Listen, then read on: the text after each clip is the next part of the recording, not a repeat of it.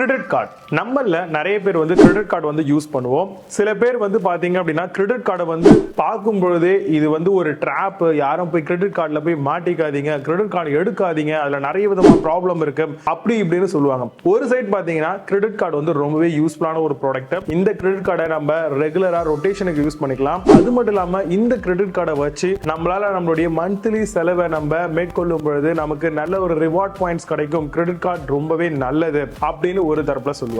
So இந்த மாதிரி credit கார்டை வந்து ஒரு பக்கம் தூற்றுறதுக்கும் சில பேர் இருக்காங்க, ஒரு பக்கம் அதை வாழ்த்துறதுக்கும் சில பேர் இருக்காங்க. உண்மையாகவே கிரெடிட் கார்டை நம்ம எப்படி யூஸ் பண்ணலாம், சோ என்னென்ன மாதிரியான மிஸ்டேக்ஸை அவாய்ட் பண்ணிட்டோம் அப்படின்னா கிரெடிட் கார்டு நம்மளுக்கு ரொம்பவே யூஸ்ஃபுல்லா இருக்கும். கிரெடிட் கார்டை எப்படி நம்ம யூஸ் பண்றோமோ அதுக்கேத்த மாதிரி கிரெடிட் கார்டு வந்து நம்மளுக்கு ரொம்பவே பயனுள்ளதா இருக்கும். நம்ம ஒழுங்கா யூஸ் பண்ணோம், கரெக்டா டைமுக்கு கிரெடிட் கார்டுடைய பேமெண்ட்டை கட்டணும் அப்படின்னா உண்மையாகவே அது மாதிரியான ஒரு நல்ல ஆப்ஷன் நம்மளுக்கு வேற எதுவுமே இருக்காது பினான்சியலை பொறுத்த வரைக்கும். அதுவே கிரெடிட் கார்டை சரியான முறையில் யூஸ் பண்ணல, தேவையில்லாம மந்த்லி பில்லை கட்டாம இருக்கிறது, இந்த மாதிரி பல விஷயங்களை நம்ம நோக்கி போகிறோம் அப்படின்னா கிரெடிட் கார்டு உண்மையாகவே உங்களுக்கு மிகப்பெரிய ஒரு தலைவலியா இருக்கும். அப்படிப்பட்ட இந்த கிரெடிட் கார்டுக்கு ரெண்டு முகங்கள் இருக்கு. சோ உண்மையாகவே கிரெடிட் கார்டை எப்படி பயன்படுத்தலாம், சோ என்னென்ன மாதிரியான சில மிஸ்டேக்ஸை நம்ம அவாய்ட் பண்ணிட்டோம் அப்படின்னா கிரெடிட் கார்டுல நம்மளுக்கு அதிகப்படியான பெனிஃபிட் கிடைக்கும் அப்படின்ற பல விஷயங்களை வந்து நம்ம ரொம்ப டீடைலா பார்க்க போறோம். நீங்க பார்த்துட்டு இருக்கிறது மணி ஒண்டரிங் சேனல். என்னுடைய பெயர் விஜய். வாங்க டீடைல்டா கிரெடிட் கார்டை பத்தின பல தகவல்களை பார்க்கலாம். ஃபர்ஸ்ட் பாயிண்ட் பாத்தீங்கன்னா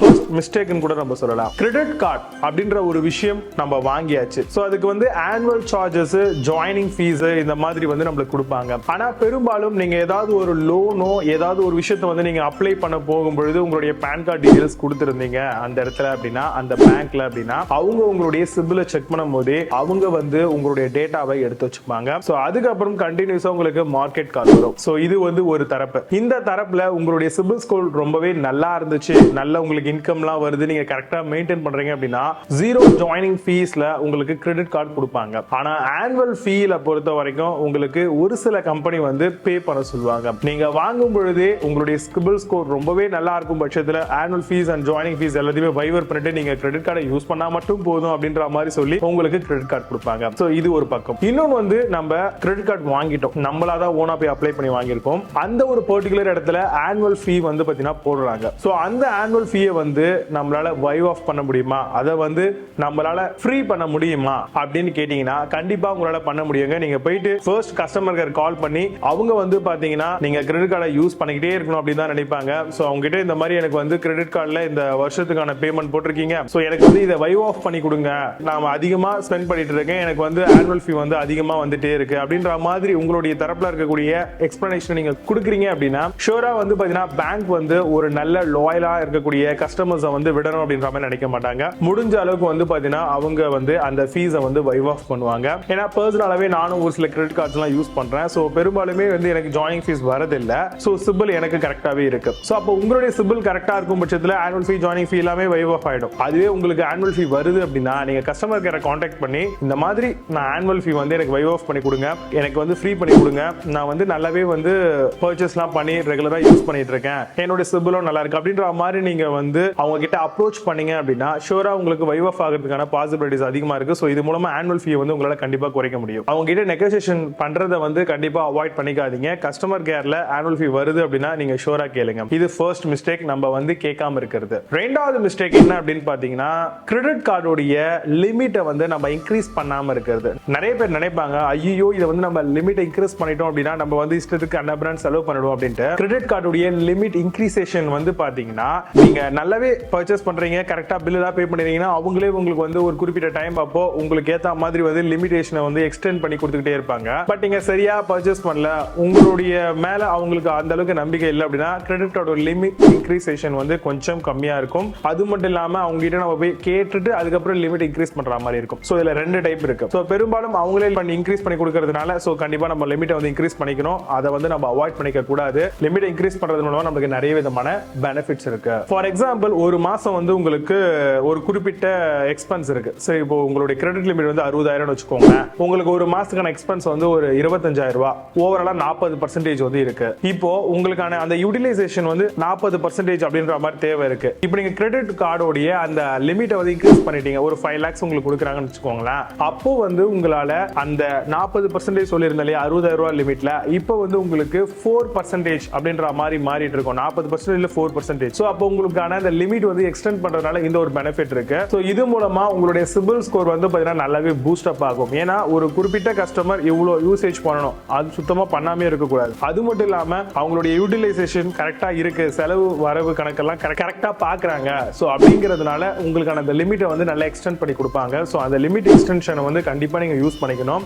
ஏன் வேணாம் அப்படின்னு போக கூடாதுன்னா, நம்மளால சிபில் ஸ்கோரை நல்லா வெல் டெவலப்மெண்ட் பண்ணி வச்சுக்க முடியும், அதுவும் ஃப்ரீ ஆஃப் காஸ்ட்ல. இந்த மாதிரி வந்து லிமிட்டை இன்க்ரீஸ் பண்றதுனால, ஏன்னா நம்மளுடைய ஸ்பெண்டன்சர் வந்து பாத்தீங்கன்னா ஓரளவுக்கு லிமிடேஷனோட வருது. அது மட்டும் இல்லாம யூட்டிலைசேஷன் வந்து பாத்தீங்கன்னா 4% மாறிடுது 40%ல இருந்து. சோ அப்போ அதிகமான பர்சன்டேஜ் யூஸ் பண்றவங்களுக்கு இவங்களுக்கு அதிகமான செலவு இருக்கு, சோ அதனால வந்து பாத்தீங்கன்னா நம்ம கரெக்டா கட்டுவாங்களா அப்படின்ற ஒரு நம்பகத்தன்மை வந்து குறையுது. அதுவே வந்து இவங்களே லிமிட் இன்க்ரீஸ் பண்ணி கொடுத்துட்டு நம்ம கம்மியான முறையில் செலவு பண்ணோம் அப்படின்னா லிமிட் ஆஃப் எக்ஸ்பெண்டிச்சர் வந்து கம்மியா இருக்கு. சோ இந்த கேஸ்ல கண்டிப்பா உங்களுக்கு வந்து பாத்தீங்கன்னா சிபில் ஸ்கோர் நல்லாவே பூஸ்ட் அப் ஆகும் ஃப்ரீ ஆஃப் காஸ்ட்ல. சோ அதே மைண்ட்ல வச்சுக்கோங்க. அதனால இந்த பாயிண்ட்டை மிஸ் பண்ணாதீங்க. மூணாவது மிஸ்டேக் என்னன்னு பாத்தீங்கன்னா, கிரெடிட் கார்டை அப்கிரேட் பண்ணுங்க அப்படின்ற மாதிரியான விஷயத்தை நீங்க போய் பேங்க்ல அப்ரோச் பண்ணாம இருக்கிறது தான். ஏன்னா கிரெடிட் கார்டு வந்து உங்களுக்கு அப்கிரேட் ஆச்சு அப்படின்னா உங்களுக்கு ரொம்பவே பெனிஃபிட்டா இருக்கும். நார்மலா வந்து ஒரு கார்டை வந்து பர்டிகுலரா நீங்க புதுசா வாங்கி யூஸ் பண்ணிட்டே இருக்கீங்க. சோ இந்த பிட்வீன்ல வந்து உங்களுக்கு நல்ல ஆஃபர்ஸ் அது மாதிரியான விஷயங்கள்லாம் தேவைப்படுது. சோ அப்போ அந்த கிரெடிட் கார்டை வந்து அப்கிரேட், பிரீமியம் கிரெடிட் கார்டுக்கு அப்டேட் பண்றது,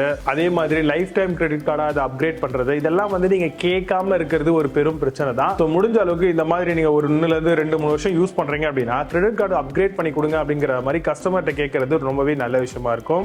இந்த கிரெடிட் கார்டு அப்கிரேட் எதை பேஸ் பண்ணி நம்மளுக்கு கொடுப்பாங்க அப்படின்னு பாத்தீங்கன்னா, நல்ல ஒரு ரெஸ்பான்சிபிலிட்டியா கரெக்டான ஒரு செலவு வரவு கணக்கெல்லாம் கரெக்டா மெயின்டைன் பண்றது, அது மட்டும் இல்லாம நம்ம பே பண்ணக்கூடிய அந்த மந்த்லி எக்ஸ்பென்ஸ் அந்த எல்லாம் செலவு பண்றோம் இல்லையா, அதுக்கான அந்த பேமெண்ட்டை வந்து கரெக்டா ஃபுல் பேமெண்டா பண்றது, இந்த மாதிரியான சில பேசிக்கான விஷயங்கள்ல அவங்க வந்து நம்மள ட்ரஸ்ட் பண்ணி நம்மளுக்கான அந்த எக்ஸ்டென்ஷன்ஸை வந்து பாத்தீங்கன்னா கொடுப்பாங்க. அந்த எக்ஸ்டென்ஷன் அப்படிங்கிறது வந்து கார்டு அப்கிரேட்ஸா வரலாம், லைஃப் டைம் ஃப்ரீ கார்ட்ஸா வரலாம், இல்ல கார்டோட லிமிட் வந்து இன்க்ரீஸ் பண்றதா இருக்கலாம், இல்ல பிரீமியம் கார்ட்ஸ் ஏதாவது இருந்தது அப்படின்னா அதை வந்து நம்மளுக்கு நம்பிக்கையா ப்ரொவைட் பண்ணுவாங்க. சோ பிரீமியம் கார்ட்ஸ் எல்லாம் வந்ததுன்னா அதுல நிறைய பெனிஃபிட்ஸ் எல்லாமே இருக்கு. சோ அந்த பெனிஃபிட்ஸ் எல்லாமே நம்ம யூஸ் பண்ணிக்கிறதுக்கு இது ரொம்பவே யூஸ்ஃபுல்லா இருக்கும். அதனால கண்டிப்பா கார்டு அப்கிரேட் அவங்களே கேட்டாலும் சரி, உங்களுக்கு கிடைச்சிருந்தா நீங்க வேணும் அப்படின்னு நினைச்சீங்கன்னா தாராளமா நீங்க வந்து கார்டு அப்கிரேட் பண்ண சொல்லி நீங்க கஸ்டமர் கேர்ட்ட கண்டிப்பா கேட்கலாம். நாலாவது மிஸ்டேக், ரிவார்ட் பாயிண்ட்ஸ் வந்து யூட்டிலைஸ் பண்ணாம இருக்கிறதுனால கிடைக்கக்கூடிய டிராபேக்ஸ் என்ன, நமக்கு அதனால நடக்கக்கூடிய பிரச்சனைகள்லாம் என்ன அப்படிங்கறத பார்க்கலாம். First, reward points. கிரெடிட் கார்டை வந்து பாத்தீங்கன்னா நிறைய பேரை வாங்க வைக்கணும் அப்படின்ற காரணத்துக்காகவே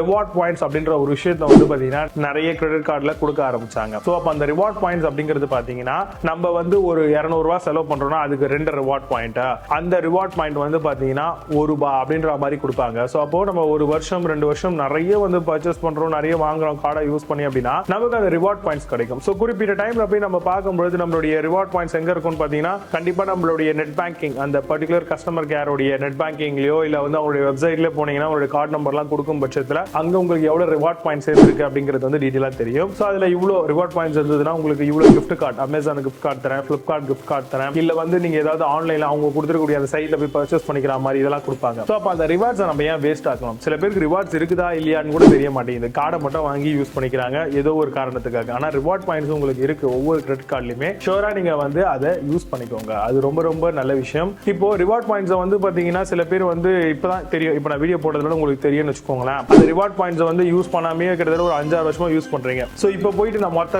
ரிவார்ட் பாயிண்ட்ஸே நான் யூஸ் பண்ணிக்கலாமா அப்படின்ற மாதிரி திங்க் பண்ணிட்டு இருந்தீங்கன்னா ஷூரா யூஸ் பண்ணலாம். பட் உங்களுடைய கார்டுக்கான அந்த ரிவார்ட் பாயிண்ட் லிமிட் வந்து பாத்தீங்கன்னா உங்களுக்கு 2 ல இருந்து 3 வருஷம் தான் கொடுப்பாங்க. சோ நீங்க 5-6 வருஷத்துக்கான ரிவார்ட் பாயிண்ட்ஸ் இப்போ போய் தேடி போகும் பட்சத்துல லாஸ்டா இருக்கக்கூடிய அந்த ப்ரீவியஸ் இயர்ஸ்க்கான ரிவார்ட் பாயிண்ட்ஸ் தான் இருக்கும். சோ அதை தான் நீங்க வந்து ரிடம் பண்ற மாதிரி இருக்கும். சோ அதையும் மைண்ட்ல வச்சுக்கோங்க. கிரெடிட் கார்டுடைய 5வது மிஸ்டேக், 5வது பாயிண்ட் அப்படின்னு கூட எடுத்துக்கலாம். இது வந்து நம்மளுடைய கிரெடிட் கார்டுக்கான அந்த ரீபேமெண்ட்டை வந்து கரெக்டா பண்ணாம இருக்கிறதுனால நடக்கக்கூடிய பிரச்சனைகள். இப்போ கிரெடிட் கார்டு நம்ம வந்து யூஸ் பண்ணிட்டோம், நம்மளுக்கான லிமிட் வந்து ஒரு 60,000 ரூபாய், அதுல 20,000 ரூபாய் ஸ்பெண்ட் பண்ணிட்டோம். அந்த ஸ்பாட்ல நம்மளால அந்த மந்த்துக்கான அந்த 20,000 ரூபாய்க்கான அந்த எக்ஸ்பென்ஸ் வந்து பே பண்ண முடியல. கிரெடிட் கார்டுல பில்லு வந்து ஜெனரேட் ஆயிடுச்சு, நம்மளுக்கு அந்த 20,000 ரூபாய் பே பண்ண முடியல. அப்போ மினிமமா இவ்வளவு பே பண்ணுங்க அப்படின்னு சொல்லுவாங்க. சோ நீங்க கிரெடிட் கார்டு ஏதாவது வேஸ்ட் ஆயிட போகுது இல்ல ஏதாவது பெனால்டி போட்டுற போறாங்க அப்படின்ற காரணத்தினால அந்த மினிமம் டியூ அமௌண்ட் அவங்க சொல்லிருக்கக்கூடிய அமௌண்ட்டை நீங்க பே பண்றீங்க.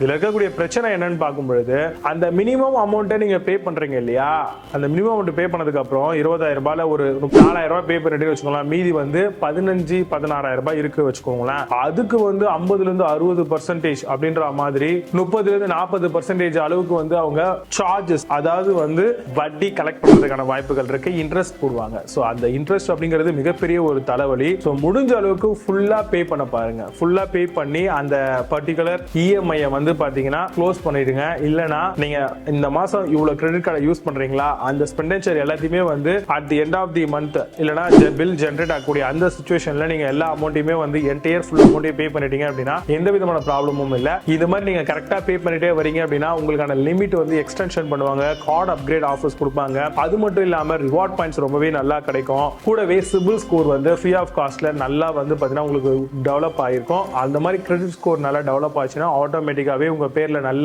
ஒரு நேம் வந்து உங்களுக்கு கிரியேட் ஆயிடும். சோ இது மூலமா நிறைய கிரெடிட் கார்டுல இருந்து அப்ரோச்சஸ் வரலாம். இன்னொன்னு வந்து பேங்க் லோன்ஸ் ஏதாவது போறீங்க அப்படின்னா இன்கேஸ் லேண்ட் வாங்க போறேன், ஏதோ சம்திங் பர்சனல் லோன் வாங்க போறீங்கன்னா ஈஸியா உங்களுக்கு வந்து லோன் கிடைக்கும். இதுவே நீங்க கரெக்டா மெயின்டைன் பண்ணாம இருக்கீங்க, கரெக்டா பேமெண்ட் பண்ணல இப்படிலாம் இருந்ததுன்னா எந்த விதமான ஒரு பெனிஃபிட்ஸும் உங்களுக்கு வராது. சோ அதனால முடிஞ்ச அளவுக்கு கரெக்டா அந்த பேமெண்ட்டை வந்து பே பண்ணிடுங்க. ஓல்டு கிரெடிட் கார்டு நான் வச்சிருக்கேன். சோ இப்போ வந்து பாத்தீங்க அப்படின்னா புது கிரெடிட் கார்டு நல்ல பெனிஃபிட்ஸோட இருக்கக்கூடிய ஒரு கார்டுக்கு நான் போய் அப்ளை பண்ண போறேன். சோ அப்படி நான் அப்ளை பண்ணும்போது அதனுடைய ப்ரீவியஸ் கார்டை வந்து நான் க்ளோஸ் பண்ண போறேன். சோ இதனால இந்த மிஸ்டேக்னால என்னென்ன மாதிரியான ப்ராப்ளம் உங்களுக்கு வரும் அப்படின்னு பாத்தீங்கன்னா, இப்போ நீங்க ஒரு கிரெடிட் கார்டை வந்து ப்ரீவியஸா ஒரு 3 வருஷம் 4 வருஷம் நல்லா யூஸ் பண்றீங்க. அதுல இருக்கக்கூடிய செலவு வரவு இந்த மாதிரி எல்லா விதமான விஷயங்களையும் நீங்க வந்து பாத்தீங்கன்னா உங்களுடைய டிரான்சாக்ஷன் ஹிஸ்டரி எடுத்தா கம்ப்ளீட்டா பேங்க்குக்கு தெரிஞ்சிடும். இப்போ நீங்க அதை க்ளோஸ் பண்ணிட்டு திரும்ப நியூவா ஒரு கார்டு அப்ளை பண்ணி ஒரு கிரெடிட் கார்டு பர்ச்சேஸ் பண்றீங்கன்னு வச்சுக்கோங்களேன். அப்போ நியூவா தான் அதுல இருக்கக்கூடிய அந்த டிரான்சாக்ஷன் ஹிஸ்டரி எல்லாம் பேங்க்ஸ் எல்லாம் பார்க்க முடியும். பேங்க் லோன் ஏதாவது போறோம் அப்படின்னாலும் நமக்கு நியூவா தான் இருக்கும். அப்போ ப்ரீவியஸ் டிரான்சாக்ஷன் எல்லாமே வந்து அப்படியே ஹைட் ஆயிடும். ஏன்னா வந்து அது ஆல்ரெடி க்ளோஸ் ஆக போகுது. க்ளோஸ் பண்ணிட்டீங்க நீங்க, புது கார்டு அப்ளை பண்ணிருக்கீங்க. சோ இதனால என்ன ப்ராப்ளம் நடக்கும் அப்படின்னு பாத்தீங்கன்னா, நம்மளுக்கான அந்த சிபில் ஸ்கோர் வந்து பாத்தீங்கன்னா ரொம்பவே டாப் டவுன் ஆகிறதுக்கான பாசிபிலிட்டிஸ் இருக்கு. அது மட்டும் இல்லாம நம்ம லோன்ஸ் வேற ஏதாவது போறோம், பேங்க்குக்கு அப்ரோச் பண்ண போறோம் அப்படின்னா அங்க போகும் பட்சத்துல இல்ல லிமிட் இன்க்ரீஸ் பண்ண போறோம் அப்படி மாதிரியான சில விஷயங்கள்லாம் இருந்ததுன்னா அவங்க என்ன பண்ணுவாங்க அப்படின்னு பாத்தீங்கன்னா, நம்ம ப்ரீவியஸ் டிரான்சாக்ஷன் செக் பண்ணிட்டு சிபில் ஸ்கோர் வந்து ரொம்பவே கம்மியாயிடும். ஏன்னா வந்து நம்மளுடைய ப்ரீவியஸ் வந்து க்ளோஸ் பண்ணிட்டோம். சோ இதுக்கப்புறம் இப்போ நியூவா ஜெனரேட் ஆகிறது தான். சோ இதனால சிபில் ஸ்கோர் வந்து பாத்தீங்க அப்படின்னா உங்களுக்கு ஆவரேஜா இல்லாம கொஞ்சம் பாயிண்ட்ஸ் வந்து கம்மியா இருக்கும். இந்த பாயிண்ட்ஸ் கம்மியா இருக்கிறதுனாலே நமக்கு லோன் ரிஜெக்ட் ஆகிறதுக்கான பாசிபிலிட்டிஸ் இருக்கு. சோ முடிஞ்ச அளவுக்கு புது கார்டு நீங்க ஏதாவது வாங்க போறீங்கன்னா ப்ரீவியஸ் அந்த இருக்கு இல்லையா, அந்த கார்டை வந்து லைஃப் டைம் ஃப்ரீ கார்டா கன்வெர்ட் பண்ணி அதையுமே வந்து கூட வச்சுக்கோங்க. நீங்க பேங்க்ல கேட்டீங்க, எந்த பேங்க்ல அந்த கிரெடிட் கார்டு வாங்குனீங்களோ அவங்க கிட்ட கேட்டீங்கன்னாவே லைஃப் டைம் எனக்கு கன்வெர்ட் பண்ணி கொடுங்கனாவே அவங்க தாராளமா கன்வெர்ட் பண்ணி கொடுப்பாங்க. சோ அதுல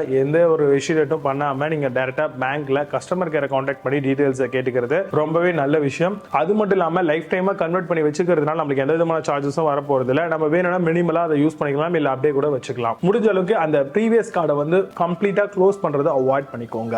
ஏன்னா ப்ரீவியஸ் கார்டை க்ளோஸ் பண்ணாம இருக்கிறதுனால நம்ம ரிலையபிளான கஸ்டமர் நம்மள ரொம்பவே ட்ரஸ்ட் பண்ணுவாங்க பேங்க். சோ அதனால இவங்க கரெக்டா மெயின்டைன் பண்றாங்க எல்லாத்தையுமே அப்படின்ற காரணத்துக்காகவே நமக்கு நல்ல பெனிஃபிட்ஸ் கொடுப்பாங்க. ஏழாவது பாயிண்ட் என்ன, ஏழாவது மிஸ்டேக் என்ன அப்படின்னு பாத்தீங்கன்னா, கம்மியா கிரெடிட் கார்டை யூட்டிலைஸ் பண்றது, அதிகமா கிரெடிட் கார்டை யூட்டிலைஸ் பண்றது. சோ இது ரெண்டுமே வந்து பாத்தீங்கன்னா மிகப்பெரிய ஒரு ப்ராப்ளம் தான். சோ ரொம்பவே கம்மியா யூஸே பண்ணாம ஒரு கிரெடிட் கார்டு வச்சிருக்கீங்க அப்படின்னா அப்போ பேங்க்ஸ் வந்து என்ன நினைப்பாங்க, இவர் வந்து யூஸே பண்ண மாட்டாரு, இவருக்கு தேவை இல்ல போல கார்டு அப்படின்ற மாதிரி நினைச்சுப்பாங்க. அதிகமான யூசேஜ் பண்ணிக்கிட்டே இருக்கீங்க அப்படின்னா தேவைக்கு அதிகமா யூஸ் பண்றீங்க, அதாவது ஒரு 30 to 40% மேல யார் அதிகமா யூஸ் பண்றாங்களோ அவங்கள வந்து பேங்க் நோட் பண்ணுவாங்க. ஏன்னா இன் கேஸ் அதிகமா யூஸ் பண்ணிட்டு அவங்களால ரீபே பண்ண முடியாம போயிடுச்சு அப்படின்னா பெனால்டி மேல பெனால்டி வரும். அது சிச்சுவேஷன்ல சுத்தமா ரீபேமெண்டே பண்ண மாட்டாங்க. சோ அந்த டைம்ல மிகப்பெரிய ஒரு ப்ராப்ளம் வந்து ஜெனரேட் ஆயிடும். சோ அதனால எப்பவுமே கிரெடிட் கார்டு யூஸ் பண்றீங்க அப்படின்னா கரெக்டா 1 to 30% குள்ள யூஸ் பண்ணுங்க.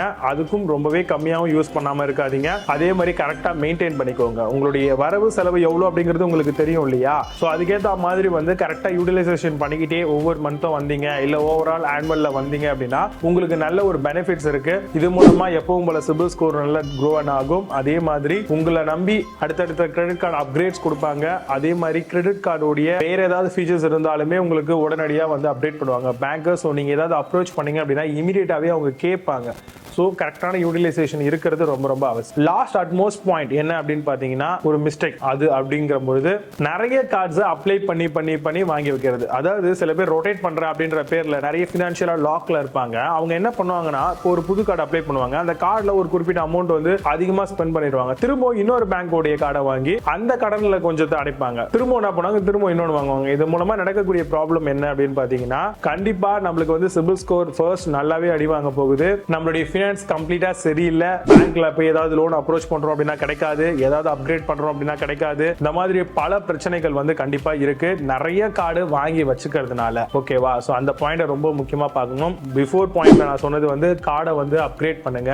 அது மட்டும் இல்லாம ஒரு கார்டு விட்டுட்டு இன்னொரு கார்டு வாங்க போறீங்கன்னா அதை கண்டினியூவா மெயின்டைன் பண்ணுங்க அப்படிங்கிறது தான். இதே மாதிரி தான் நிறைய கார்டு வாங்கி வச்சிட்டீங்க அப்படின்னா அதுல பில் கட்டாம மினிமம் டியூ இந்த மாதிரி எல்லாம் வச்சுக்கிட்டு பண்ணிட்டு இருந்தீங்கன்னா உங்களால எதையுமே வந்து பாத்தீங்கன்னா அக்யூரேட்டா கொண்டுட்டு போக முடியாது. உங்களுடைய பினான்சியல் வந்து பாத்தீங்கன்னா ரொம்பவே அடிவாகும். சோ இது மூலமா நான் சொன்ன மாதிரியான சிபில் ப்ராப்ளம் வரும், லிமிட் எக்ஸ்டென்ஷன் ப்ராப்ளம் வரும், லிமிட்டை டிக்ரீஸ் பண்றதுக்கான பாசிபிலிட்டிஸ் ரொம்பவே அதிகமா இருக்கு கிரெடிட் கார்டு கம்பெனியை பொறுத்த வரைக்கும். சில பேர் யூஸே பண்ணலாம், எதுக்கு உங்களுக்கு இவ்வளவு பெருசா இன்க்ரீஸ் பண்ணிருக்கோம்னு சொல்லிட்டு நம்மள யூஸ் பண்ண வைக்கணும் அப்படின்ற காரணத்துக்காகவே லிமிட்டை வந்து டிக்ரீஸ் பண்ணிடுவாங்க. சோ இந்த மாதிரி பல ப்ராப்ளம்ஸ் இருக்கு. அப்போ கிரெடிட் கார்டை பொறுத்த வரைக்கும் நம்ம ஒரு கார்டுக்கு மேல ஒரு கார்டு வாங்க போறோம் அப்படின்னா கரெக்டா யூட்டிலைசேஷன் பண்ற மாதிரி பிளான் இருந்தா, லைஃப் டைம் ஃப்ரீ கார்டு இருந்தா மட்டும் வந்து நீங்க கண்டினியூஸா அப்கிரேட் பண்ணுங்க. ஏன்னா இதுக்கு ஒரு ஆனுவல் ஃபீஸ் கட்டிக்கிட்டு இன்னொரு கார்டு வாங்கினா அதுக்கு ஒரு ஆனுவல் ஃபீஸ் கட்டிக்கிட்டு இந்த மாதிரி பல ப்ராப்ளம்ஸ்குள்ள நீங்க ஃபேஸ் ஆடாதீங்க. முடிஞ்ச அளவுக்கு ஆனுவல் ஃபீ இல்லாத கார்டு, நோ ஜாயிங் ஃபீ இல்லாத கார்டா பார்த்து, நல்ல கார்டா பார்த்து, நம்மளுக்கு ரிவார்ட் பாயிண்ட்ஸ், நமக்கு நிறைய யூட்டிலிட்டிஸ், இந்த மாதிரிலாம் நிறைய விஷயங்களுக்கு பெனிஃபிட்டா இருக்க மாதிரியான பேங்க்ஸ் உடைய கார்டை யூஸ் பண்றது ரொம்பவே உங்களுக்கு யூஸ்ஃபுல்லா இருக்கும். இப்போ இந்த 8 மிஸ்டேக் கிட்ட நான் சொல்லியிருக்கேன் இல்லையா, இந்த மிஸ்டேக்ஸ் எல்லாம் நீங்க அவாய்ட் பண்ணிட்டீங்க அப்படின்னா கண்டிப்பா கிரெடிட் கார்டு அப்படிங்கிறது உங்களுக்கு ரொம்பவே பெனிஃபிட்டாகவும் குட்டான ஒரு ஆப்ஷனா தான் இருக்கும். கிரெடிட் கார்டை பொறுத்த வரைக்கும் பல விதங்களில் நம்மளுக்கு யூஸ் ஆகுது. நம்ம எப்படி அதை அழகாக கொண்டுட்டு போக போகிறோம், எப்படி அதை நம்ம யூட்டிலைஸ் பண்ணிக்கிறோம் அப்படிங்கிறத பொறுத்து தான் கிரெடிட் கார்டுடைய பெனிஃபிட்ஸ் கம்ப்ளீட்டாக நம்மளுக்கு வந்து கிடைக்குது. ஸோ அதனால கிரெடிட் கார்டு வந்து ரொம்பவே ட்ராப், டேஞ்சர் அப்படின்னு நினைக்காம கிரெடிட் கார்டில் இருக்கக்கூடிய பெனிஃபிட்ஸை கரெக்டாக யூட்டிலைஸ் பண்ணக்கூடிய பர்சனாக இருக்கீங்க, கரெக்டாக உங்களால் அதை மெயின்டைன் பண்ண முடியும் அப்படின்னா கண்டிப்பாக நீங்கள் கிரெடிட் கார்டு வாங்கி யூஸ் பண்ணுங்க. நல்ல ரிவார்ட் பாயிண்ட்ஸ் கிடைக்கும், நல்ல பெனிஃபிட் உங்களுக்கு கிடைக்கும், நல்ல ஒரு ரொட்டேஷனுக்கு இது ரொம்ப. ஸோ இந்த வீடியோ கண்டிப்பாக உங்களுக்கு யூஸ்ஃபுல்லாக இருந்திருக்கும் அப்படின்னு நினைக்கிறேன். நம்மளுடைய மணி ஒண்டரிங் சேனலை இன்னும் சப்ஸ்கிரைப் பண்ணாம இருந்தீங்கன்னா கீழ இருக்கக்கூடிய ரெட் பட்டனை இமிடியேட்டா கிளிக் பண்ணி சப்ஸ்கிரைப் பண்ணிக்கோங்க. பக்கத்துல bell button new option all அப்படிங்கறதுல இதெல்லாம் சேர்த்து பிரஸ் பண்ணீங்கன்னா ஃபர்தரா வரக்கூடிய வீடியோஸ் எல்லாமே ஃபினான்ஷியல் அண்ட் மணி ரிலேட்டடா, கவர்மெண்ட் ஸ்கீம் ரிலேட்டடா எதையுமே மிஸ் பண்ணாம நீங்க தெரிஞ்சுக்கலாம். மறக்காம இந்த வீடியோக்கு ஒரு லைக் பண்ணிக்கோங்க, ரொம்பவே யூஸ்ஃபுல்லா இருக்கும். நிறைய பேருக்கு ஷேர் பண்ணுங்க. இந்த மாதிரியான விஷயங்கள்லாம் கண்டிப்பா ஃபினான்ஷியல் சம்பந்தப்பட்ட விஷயங்கள்லாம் போய் சேரட்டும். மீண்டும் நல்ல ஒரு சூப்பரான ஃபினான்ஷியல் மணி ரிலேட்டடான வீடியோக்களை சந்திக்கிறேன். Signing off Jai power. See you, have a nice day.